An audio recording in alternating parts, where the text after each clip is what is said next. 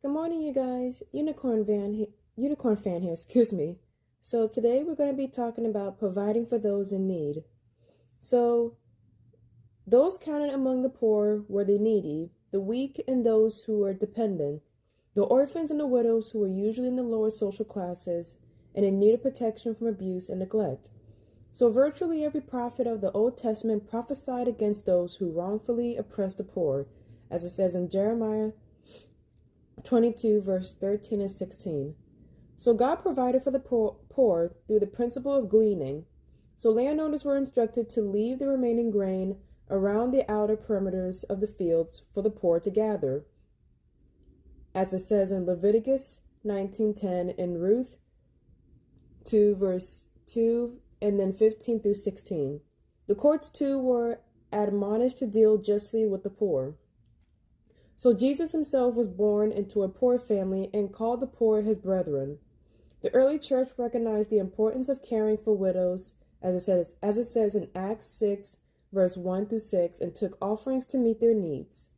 We are admonished to be mindful of the poor. Every believer will be held accountable for how he or she has responded to those in need. One of the ways to judge our relationship to Christ is to observe how we respond to the hungry, the thirsty, and the naked, the stranger and the prisoner. So compassion is regarded as evidence of the presence of Christ inside the heart. God often chooses to reveal himself to the world through the poor. Rarely do the rich, great, and noble hear his call or choose his path.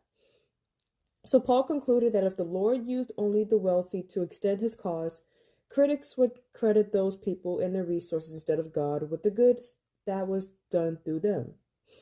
The first step to having your physical needs met is to become poor in spirit, which means recognizing that every heart separated from God is in spiritual poverty, which is far more tragic than physical poverty, and that the Lord has promised to provide freely for his children. So, for example, as we know, we need to be able to take care of the poor and the needy. We are living in a generation where everything is expensive, and we've been seeing a lot of homeless people in this generation.